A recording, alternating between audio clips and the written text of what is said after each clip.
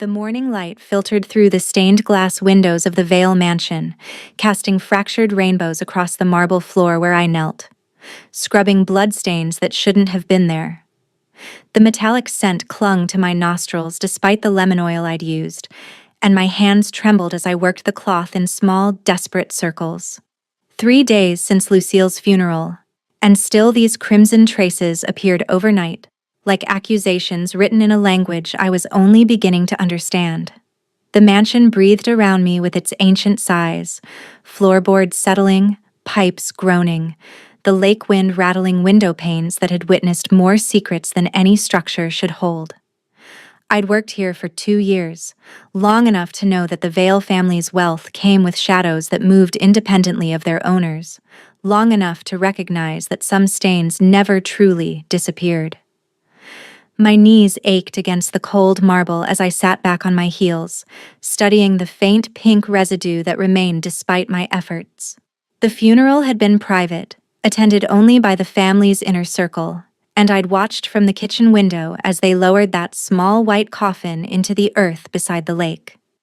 Lucille Vale, 17 years old, Nicholas's daughter from his first marriage to a human woman who'd died in childbirth. The official cause of death was heart failure. Sudden, they said, unexpected in someone so young. But hearts don't bleed onto marble floors 3 days after burial. I pushed myself to my feet, my joints protesting the movement, and gathered my cleaning supplies. The bucket sloshed with pink-tinged water as I carried it toward the service stairs, passing beneath oil paintings of Vale ancestors whose eyes seemed to track my movement. The silence in the mansion felt different now, heavier somehow, as if the very walls were holding their breath. In the kitchen, Mrs. Caldwell was preparing Nicholas's evening meal with the methodical precision of someone who'd served the family for decades. She looked up as I entered, her weathered face creased with concern. "Still finding those stains?" she asked quietly, though we both knew the answer. I nodded, pouring the bloody water down the drain and watching it swirl away. "Every morning. Same spot." She dried her hands slowly on her apron, glancing toward the doorway before speaking. "Some things don't stay buried, Elena. Especially not in this house." Before I could ask what she meant, footsteps echoed in the corridor beyond. Mrs. Caldwell's expression shuttered closed, and she returned to her cooking with renewed focus. I recognized those footsteps. Veronica Hale's designer heels clicking against marble with their distinctive rhythm. Nicholas's fiancée had moved into the mansion the day after the funeral, claiming she needed to help him through his grief. I busied myself cleaning my supplies as Veronica entered the kitchen. Even in casual clothes, she possessed an otherworldly elegance that made me feel invisible by comparison. Her platinum hair caught the light like spun silver, and her pale blue eyes held depths that seemed to go on forever. "Elena," she said, her voice carrying that slight accent I'd never been able to place. "I need you to clean out Lucille's room today. Box everything for donation." My hand stilled on the bucket's handle. "Mr. Vale approve this?" Something flickered behind her eyes. Irritation, perhaps, or calculation. Nicholas is in no condition to make such decisions. The child is gone, and keeping her belongings only prolongs his suffering. The way she said child made my skin crawl, though I couldn't articulate why. Lucille had been kind to me, one of the few people in the household who seemed to see me as more than furniture. She'd inherited her father's dark hair but her mother's warm brown eyes, and unlike the rest of the family, she cast a reflection in mirrors and didn't flinch at the touch of silver. "I understand," I said, though understanding and agreeing were different things entirely. Veronica smiled, but it didn't reach her eyes. "Good. And Elena? I know this house holds many curiosities. I trust you're the sort of person who focuses on your work rather than indulging in speculation." The threat was subtle but unmistakable.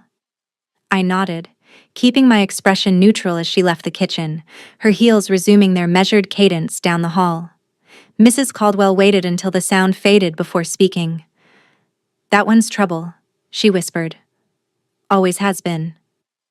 What do you mean? But she was already turning away, her shoulders rigid with the kind of fear that comes from knowing too much. Just be careful in that room, Elena. Some doors shouldn't be opened. An hour later, I stood outside Lucille's bedroom with a stack of empty boxes and a heart that hammered against my ribs.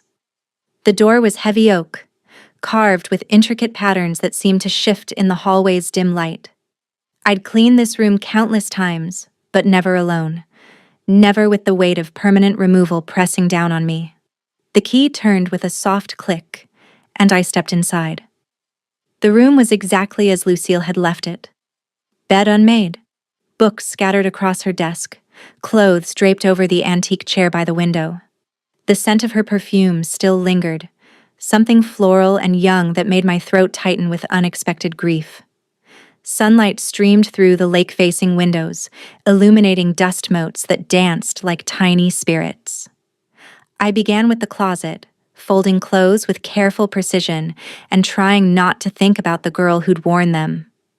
Lucille had preferred simple things: cotton dresses, comfortable sweaters, jeans that bore grass stains from walking by the lake. Not the elaborate gowns I'd seen Veronica wear, not the formal attire that marked the rest of the Vale family's wardrobe. It was while packing her jewelry box that I found it.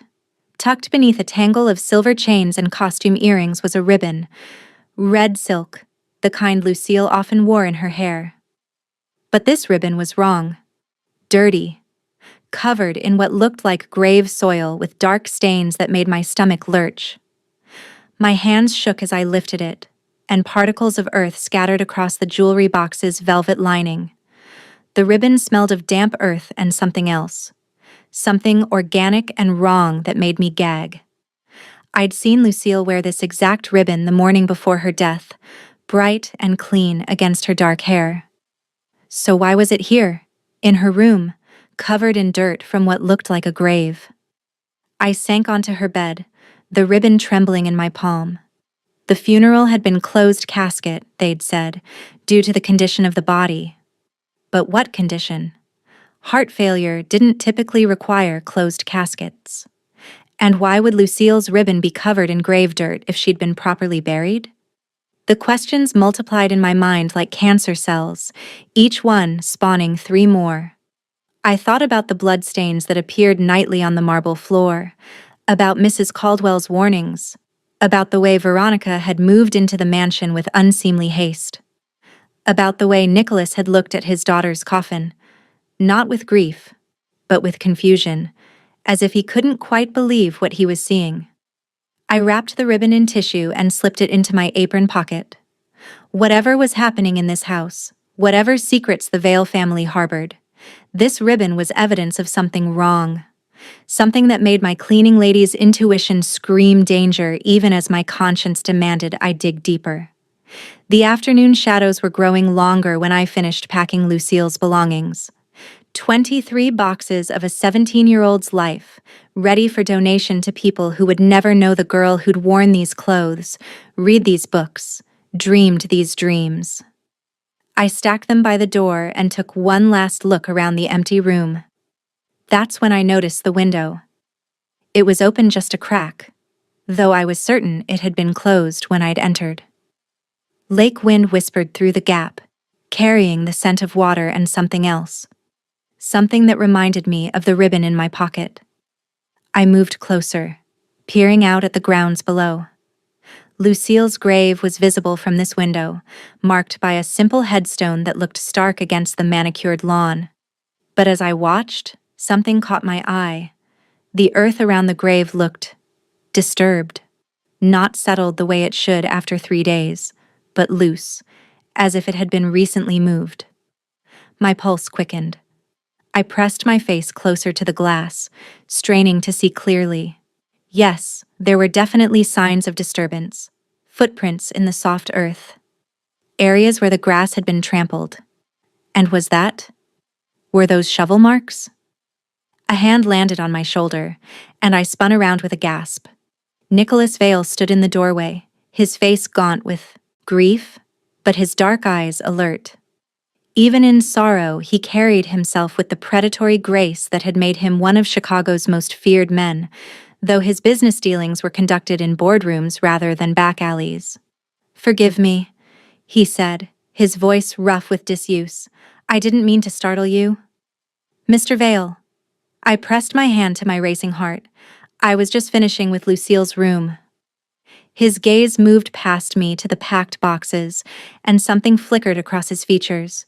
Pain, perhaps, or regret. Veronica said it was time.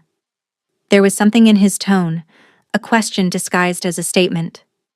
I studied his face, noting the shadows under his eyes, the way his hands trembled slightly before he clasped them behind his back. This wasn't the composed man I'd worked for these past 2 years. This was a father who'd lost his child, yes, but also someone who sensed that loss carried deeper implications than simple grief. "Mr. Vale," I began carefully, "may I ask, was there anything unusual about Lucille's death? Anything that seemed wrong?" He finished the question I hadn't dared voice. His eyes met mine, and I saw something there. Suspicion, fear, and a desperate need for confirmation that he wasn't going mad. "Why do you ask?" I thought about the ribbon in my pocket, about the disturbed earth visible from the window, about bloodstains that appeared like stigmata on marble floors, about Mrs. Caldwell's warnings and Veronica's threats, about a 17-year-old girl who'd been kind to me and now lay in a grave that looked like it had been tampered with. "Because," I said quietly, my voice barely above a whisper, "I don't think she's—" The sound of footsteps in the hallway cut me off. Veronica's heels approaching with purpose. Nicholas's expression shuttered closed, and he stepped back from me as if we'd been caught in some impropriety. "Nicholas," Veronica's voice carried from the corridor. "Are you up there?" He looked at me one more time, and I saw something in his eyes that made my blood run cold. Not just suspicion about his daughter's death, but knowledge. Terrible, certain knowledge that he couldn't bear to voice. "We'll continue this conversation later," he said quietly, then turned to meet his fiancée. I was left alone in the empty room, my heart pounding and the ribbon burning like a brand in my pocket. Through the window, the disturbed earth of Lucille's grave seemed to mock me with its secrets.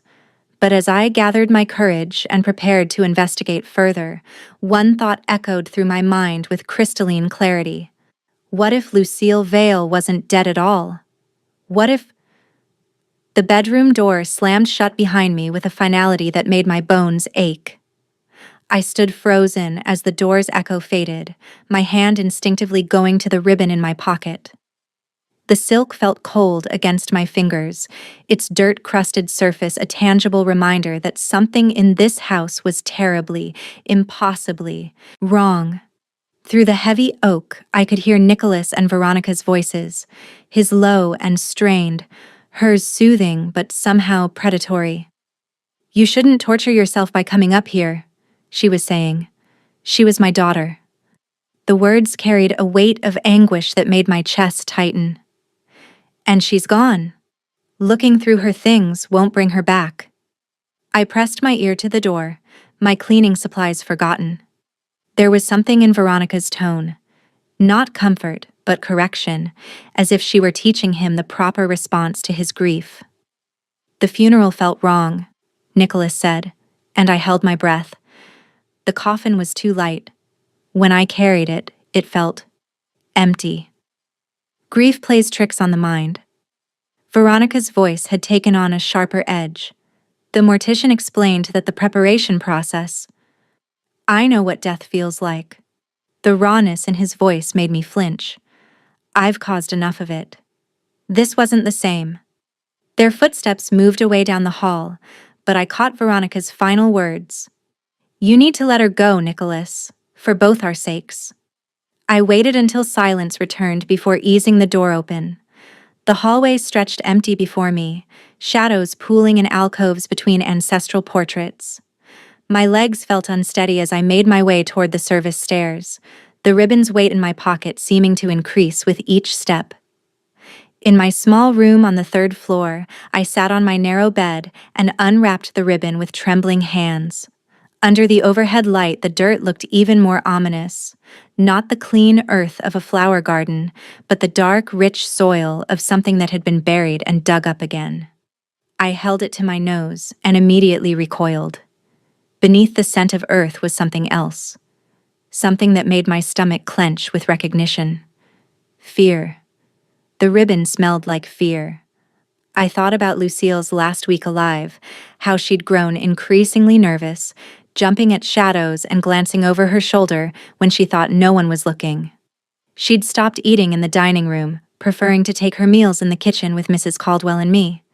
When I'd asked if she was feeling well, she'd given me a smile that didn't reach her eyes. "Just tired," she'd said. "Wedding planning is exhausting." But it hadn't been her wedding. It had been her father's engagement to Veronica, announced just 2 weeks before Lucille's sudden death. The timing struck me now as more than coincidental. I wrapped the ribbon back in tissue and hid it in my dresser drawer, beneath layers of sensible undergarments. Whatever this evidence meant, I needed to understand more before I could act on it. The disturbed earth around Lucille's grave haunted my thoughts, but I couldn't investigate in daylight. Too many windows overlooked the family cemetery, too many eyes that might see and report back to Veronica. The rest of the afternoon passed in a haze of routine tasks, but my mind kept circling back to Nicholas's words. The coffin was too light. I'd helped prepare for the funeral, polishing silver and arranging flowers, and I remembered the closed casket in the parlor. Ornate and expensive, yes, but Nicholas was right. It should have been heavier. Even a slight 17-year-old girl would have given it more weight than what I'd observed when the pallbearers lifted it. As evening approached, I found myself in the kitchen with Mrs. Caldwell, who was preparing a light supper that would likely go untouched. Nicholas had barely eaten since the funeral, and Veronica seemed to subsist on wine and whatever dark energy sustained her unearthly beauty. "Mrs. Caldwell," I began carefully, "how long have you known Veronica?" The older woman's hand stilled on the silver tray she was polishing. "Long enough," she said finally. "She first appeared about 5 years ago, claiming to be a distant cousin of Nicholas's first wife. Convenient timing. Just when he was beginning to emerge from his decades of mourning." Decades. Nicholas loved Isabella more than life itself. When she died in childbirth, something in him died too. He withdrew from everything. Society, business, even feeding. She caught herself on the last word, her cheeks flushing. I mean, he lost his appetite for everything. But I'd caught the slip, and it made pieces click together in my mind. The way Nicholas moved with inhuman grace, the way he never seemed to eat the food prepared for him, the way Veronica's beauty had a quality that seemed to transcend mortal limits, the way Lucille had been different from the rest of them. Warmer, somehow. More human. "Mrs. Caldwell," I whispered, "what exactly is this family?" She turned to face me fully, her eyes filled with a mixture of fear and pity. "Child, you don't want to know the answer to that question, trust me. But I need to know. Lucille. Lucille was the only good thing to come out of this cursed bloodline." Her voice cracked with emotion. "Half human, thanks to her mother. She had a choice the rest of them don't. She could have lived a normal life, grown old, died naturally. That's why—" She stopped abruptly, covering her mouth with her hand. "That's why what?" Before she could answer, the kitchen door swung open. Veronica stood framed in the doorway, her pale eyes taking in the scene with predatory interest. She'd changed into a flowing black dress that made her skin look luminous in the lamplight. "Elena," she said, her voice carrying that subtle accent again. "I trust you've finished with Lucille's room?" "Yes, ma'am. The boxes are ready for pickup." "Excellent." She moved into the kitchen with liquid grace, her attention shifting to Mrs. Caldwell. "And how is Nicholas's appetite this evening?" "The same," Mrs. Caldwell replied stiffly. "He hasn't touched his meals." Grief affects us all differently. Veronica's smile was cold as winter moonlight. Some of us find comfort in familiar routines, others require alternative forms of sustenance. The way she said it made my skin crawl. I busied myself with unnecessary tasks, trying to appear invisible as the two women faced off across the kitchen island. "Mr. Nicholas needs time," Mrs. Caldwell said firmly. "Losing a child." "Losing Lucille was a tragedy," Veronica interrupted. "But life must continue. The family has obligations, business to conduct. Nicholas cannot afford to wallow in sentiment indefinitely." Something in her tone struck me as wrong, not cruel exactly, but distant, as if she were discussing the weather rather than the death of a 17-year-old girl. I thought about the genuine grief in Nicholas's voice, the way his hands had trembled, and compared it to Veronica's clinical detachment. "If you'll excuse me," I said quietly, "I should check on the linens." Neither woman acknowledged my departure. As I left the kitchen, I heard Veronica's voice drop to a whisper, but the words that followed me into the hallway made my blood freeze. "The girl's death was necessary. We both know that." I stumbled, catching myself against the wall. Mrs. Caldwell's response was too quiet to hear, but the fear in her silence spoke volumes. I forced myself to continue walking, to maintain the pretense of normalcy, but my mind reeled with the implications of what I'd just heard. Necessary. Lucille's death had been necessary. The hours crawled by as I performed my evening duties, checking rooms, turning down beds, ensuring the mansion was secure for the night, but all the while, Veronica's words echoed in my head. By the time the grandfather clock in the foyer chimed midnight, I'd made my decision. I dressed in dark clothes and soft-soled shoes, then crept down the service stairs and out through the kitchen door. The night air was cool against my skin, carrying the scent of lake water and something else. Something that reminded me of the ribbon upstairs. My flashlight beam cut through the darkness as I made my way across the manicured lawn toward the family cemetery. The headstones stood like silent sentinels, their marble surfaces gleaming pale in the moonlight. Lucille's grave was at the far end, nearest to the lake, marked by a simple stone that bore only her name and dates. As I approached, my suspicions were confirmed. The earth around the grave had definitely been disturbed. But it wasn't just disturbed. It was wrong. The soil was loose, recently moved with clear signs of digging. But more than that, there were fragments of things that shouldn't have been there. Pieces of wood that looked like they'd been clawed from the inside of a coffin, scraps of white fabric that might have been a burial shroud, and stranger still, what looked like dried blood on some of the displaced earth. I knelt beside the grave, my heart hammering as I examined the evidence. Someone had been digging here, and recently. But from which direction? Had someone dug down, into the grave? Or had something clawed its way up from below? The beam of my flashlight caught something metallic, half buried in the loose soil. I brushed away the earth with trembling fingers and gasped. It was a ring, a simple silver band that I recognized immediately. Lucille had worn it constantly, a gift from her father on her 16th birthday. If Lucille was dead and buried, why was her ring lying in the disturbed earth outside her grave? I slipped the ring into my pocket alongside the ribbon, my mind racing with impossible possibilities. The evidence was building a picture I didn't want to believe, but couldn't ignore. The too-light coffin, the bloodstains in the mansion, the ribbon covered in grave dirt. And now this. Proof that whatever lay in Lucille's coffin, it wasn't wearing her jewelry. A sound made me freeze.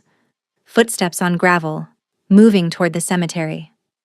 I clicked off my flashlight and pressed myself against the nearest headstone, my heart pounding so loud I was certain it would give me away.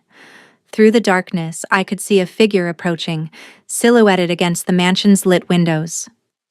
Nicholas. He moved with that predatory grace, but there was something different about him now, something desperate and dangerous. In his hand, I could see the gleam of a shovel. He was going to dig up his daughter's grave. I watched in horrified fascination as he reached Lucille's headstone and began to work. The shovel bit into the loose earth with sickening efficiency, and I realized he was following the same path someone else had taken before him. This wasn't the first time this grave had been opened. The digging seemed to take forever, but finally, I heard the hollow thunk of metal striking wood. Nicholas froze, then began digging more frantically, clearing the earth from what must be the coffin lid. Even from my hiding place, I could hear his ragged breathing, the desperate sounds of a father confronting his worst fears. Then came a sound that would haunt me forever, the screech of nails being pried from wood, followed by the creak of a coffin lid being opened. Nicholas's anguished cry shattered the night silence. No, no, no, no. I couldn't see what he'd found, but his reaction told me everything I needed to know. The coffin was empty, or contained something that wasn't his daughter. His sobs carried across the cemetery, raw and broken, the sound of a man's world crumbling around him. But beneath his grief, I heard something else.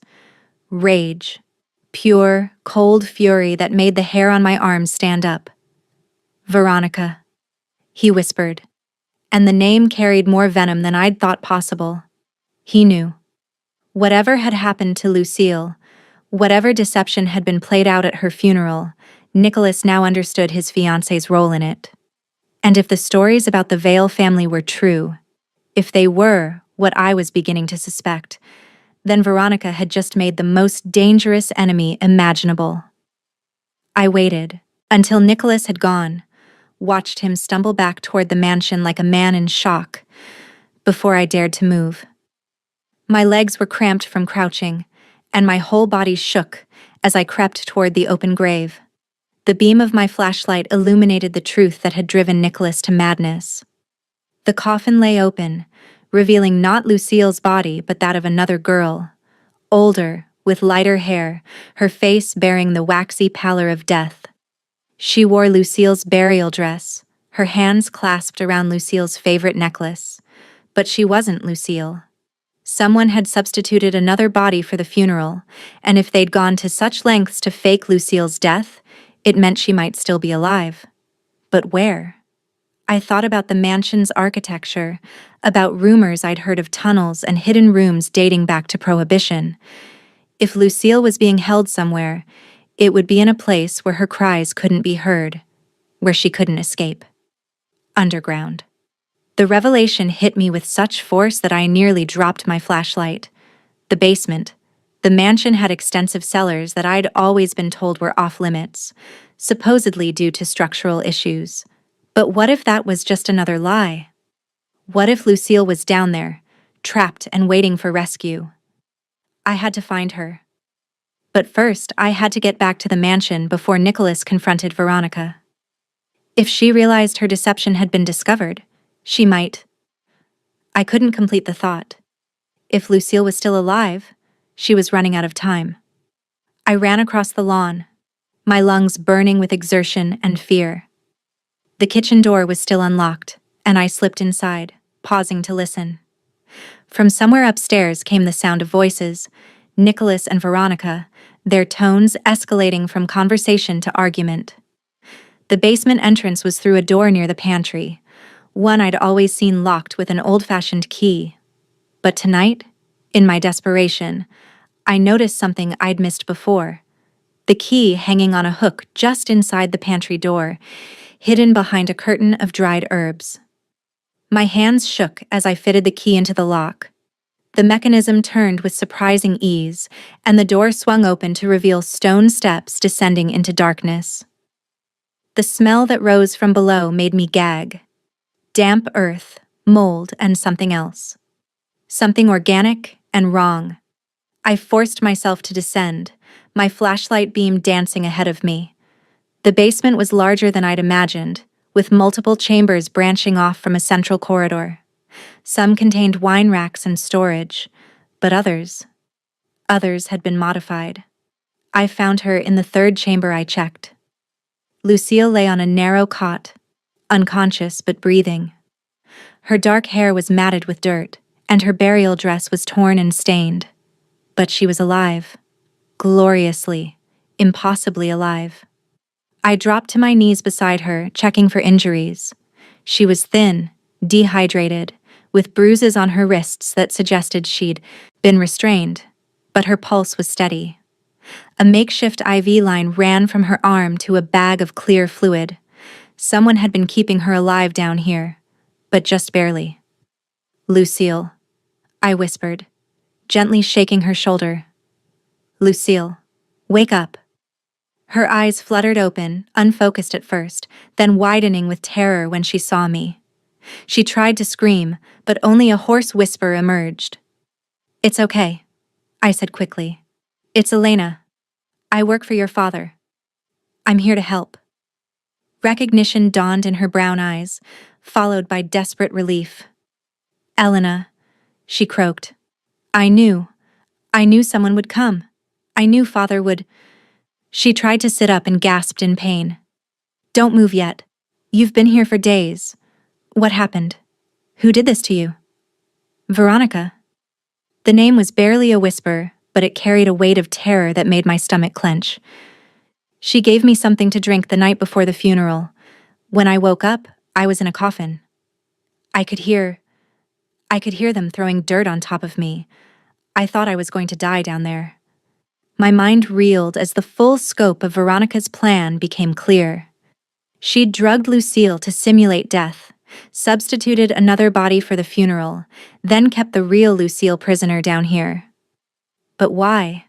What could she possibly gain from such an elaborate deception? "She wants me gone," Lucille continued, reading the question in my eyes. "As long as I'm alive, I'm father's heir. Half human means I can inherit what the others can't. But if I'm dead?" "You're not dead," I said fiercely. "And we're getting you out of here."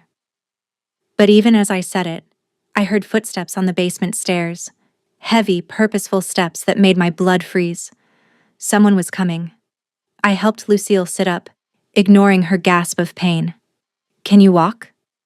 "I think so." "Then we run. Now." But as we stumbled toward the chamber door, a figure appeared in the corridor beyond.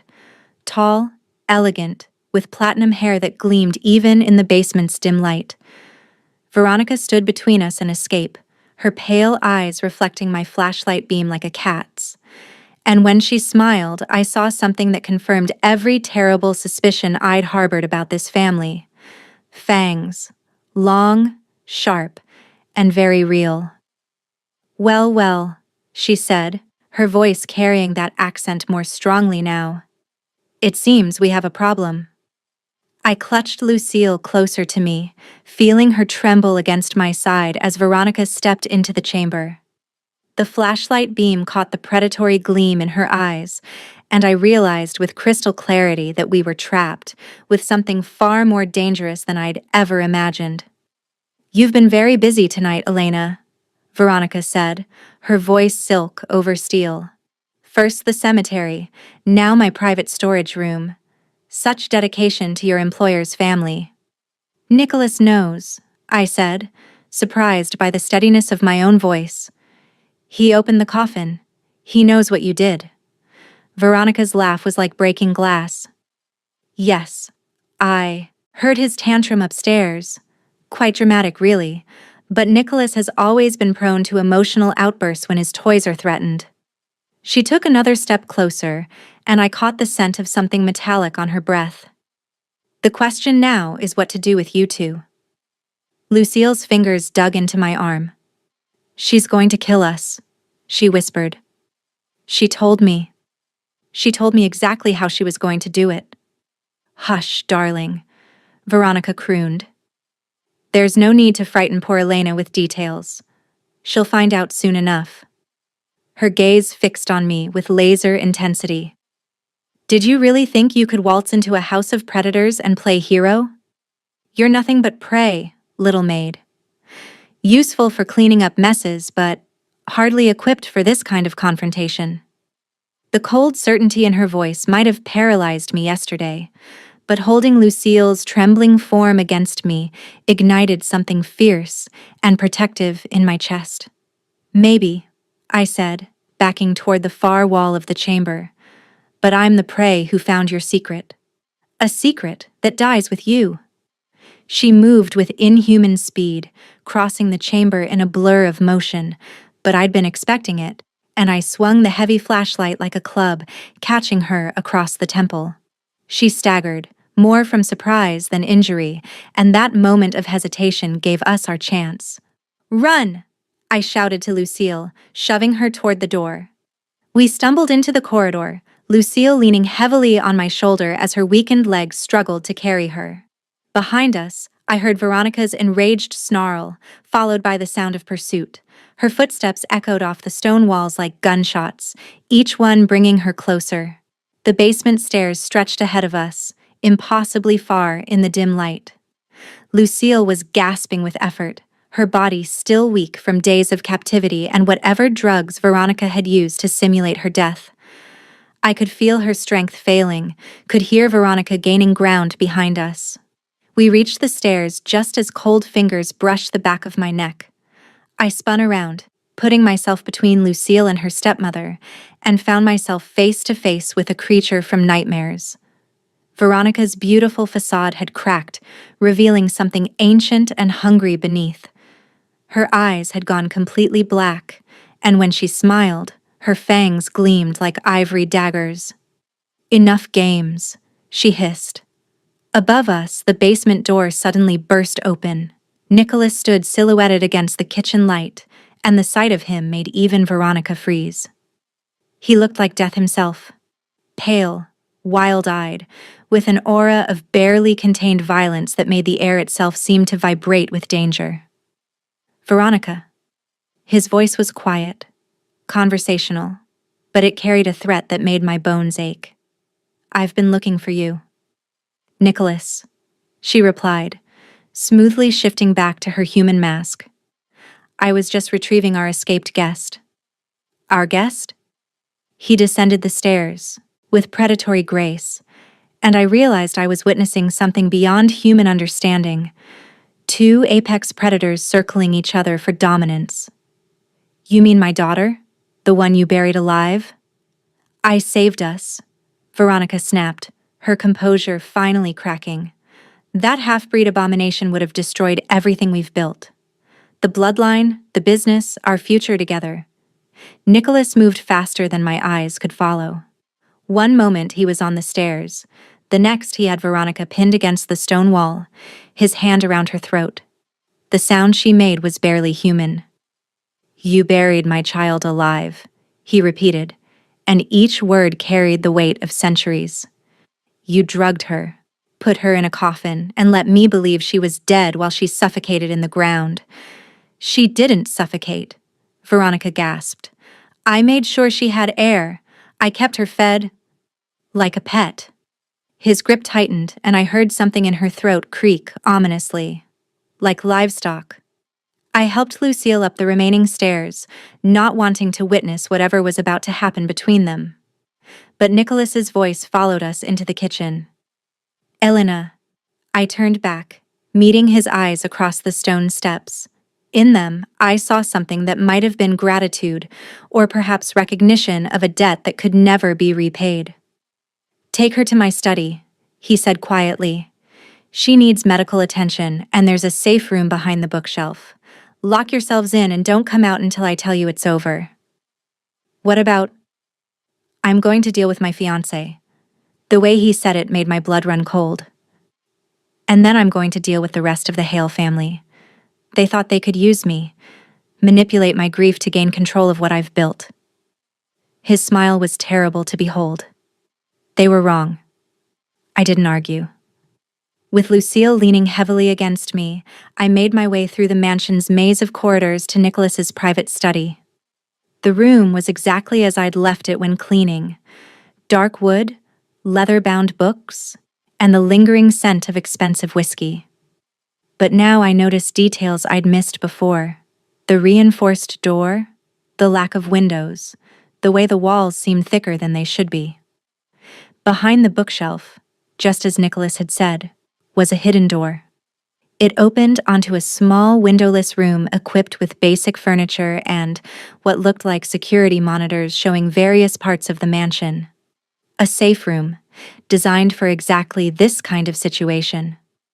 I helped Lucille onto the small couch and finally got a good look at her in proper light. She was thinner than I remembered, with dark circles under her eyes and the pallor of someone who'd spent days underground. But she was alive, and that was what mattered. "How long was I down there?" she asked, accepting the glass of water I found in the room's small kitchenette. "4 days. Your funeral was Tuesday." She shuddered. I remember waking up in the coffin, the sound of dirt hitting the lid. I tried to scream, but my throat wouldn't work. Then nothing until I woke up in that basement room.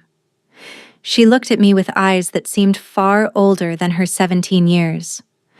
She told me she was going to keep me alive just long enough to make sure Father forgot about me. Then she was going to let me die slowly, naturally, so there would be no suspicious circumstances. She underestimated your father's love for you. And yours. Lucille reached for my hand, squeezing it with surprising strength. "You didn't have to risk your life for me. You could have pretended you never found that ribbon, never investigated the grave." "No," I said simply. I couldn't have lived with myself. From somewhere in the mansion came the sound of breaking glass, followed by something that might have been screaming. The security monitors showed empty corridors, but there were areas of the house they didn't cover.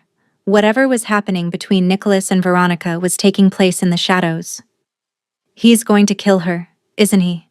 Lucille asked quietly. I thought about the creature I'd seen in the basement, about the centuries of accumulated rage I'd witnessed in Nicholas's eyes. "Yes, I think he is." "Good." The word came out flat, emotionless, and it reminded me that despite her human blood, Lucille was still part of something far more dangerous than I could fully comprehend. She murdered an innocent girl to take my place in that coffin. She would have let me die down there, alone and afraid, just to secure her position in the family. We sat in silence for what felt like hours, watching the monitors and listening to the sounds of violence echoing through the mansion's halls. At some point, I heard cars arriving, multiple vehicles with powerful engines that suggested reinforcements of some kind. The war Nicholas had promised was beginning. When the noise finally stopped, the silence was somehow more terrifying than the chaos had been. I was beginning to wonder if we'd been forgotten when the safe room's intercom crackled to life. "Elena, Lucille, it's over." Nicholas's voice sounded exhausted, but underneath the weariness was something like peace. I opened the safe room door cautiously, finding him standing in the study doorway. His clothes were torn and stained with something dark, but he seemed uninjured. "Veronica?" I asked. "Gone, along with the rest of her family." He moved to his desk, pouring himself a measure of whiskey with hands that trembled slightly. "The Hales thought they could infiltrate my organization, use Veronica's beauty to blind me to their real purpose. They wanted control of my business interests, my territory." He took a long drink. "They failed to understand that grief might make me vulnerable, but it also makes me extremely dangerous." Lucille rose from the couch on unsteady legs, and Nicholas was across the room in an instant, catching her as she swayed. For the first time since I'd known him, he looked entirely human, just a father holding his child, relief and love written across his features. "I thought I'd lost you," he whispered into her hair. "When I opened that coffin and saw that stranger's face, I knew you'd find me," she replied. "I never stopped believing you'd find me." I watched them from the doorway, feeling like an intruder on their reunion. But Nicholas looked up, including me in the moment. "Elena," he said, and his voice carried a weight of gratitude that made my throat tight. "You saved my daughter's life. You risked everything to bring her back to me. There is no way I can ever repay that debt." "You don't owe me anything," I said. "I did what anyone would have done." "No." Lucille pulled away from her father to look at me directly. You did what someone brave would have done. Someone good. Most people would have been too afraid or would have convinced themselves they were imagining things. Nicholas nodded slowly. The question now is what happens next. You've seen things, learned things about my family that could put you in danger. There are others who would pay handsomely for information about our nature. I understood what he was asking. In saving Lucille, I'd crossed a line from employee to co-conspirator. I knew their secrets now, knew what they really were. That knowledge came with risks I was only beginning to comprehend. I won't tell anyone, I said simply. This family has been good to me, and Lucille deserves to live without fear. Whatever you are, whatever you've done, that's between you and your own conscience. Something shifted in Nicholas's expression. Surprise, perhaps, or respect. You're not curious? You don't want to know the full truth about what you've stumbled into? I thought about it for a moment, weighing my natural curiosity against the wisdom of ignorance. I know enough, I decided. I know that you love your daughter. I know that someone tried to destroy your family and failed. I know that Lucille is safe now, and that's what matters. Nicholas studied me for a long moment, then nodded. Very well. But Elena, if you ever change your mind, if you ever want to understand more about the world you've glimpsed tonight, you need only ask. You've earned that right. As dawn broke over Lake Michigan, painting the mansion's windows with golden light, I helped Nicholas get Lucille settled in a new room, far from the basement, with multiple locks and a direct line to his private security. The house felt different now, somehow lighter, as if a poison had been drawn out of its very foundations. I returned to my small room as the sun climbed higher, exhaustion finally catching up with me. But as I changed out of my dirt-stained clothes, I caught sight of myself in the mirror and barely recognized the woman looking back. Her eyes held knowledge they hadn't possessed yesterday, and her hands bore the calluses of someone who'd clawed through earth and stone to save a life. I'd entered this house as Elena Ward, cleaning lady and invisible servant. But somewhere in the space between finding a bloody ribbon and pulling a girl from her living grave, I'd become something else entirely. I'd become someone who mattered. As I finally drifted off to sleep, I could hear Lucille's voice drifting through the mansion's walls, laughing with her father, planning a future that had almost been stolen from them both. The sound was like music after the silence of the past few days, proof that sometimes the right person in the right place can change everything. Sometimes even a cleaning lady can save the world.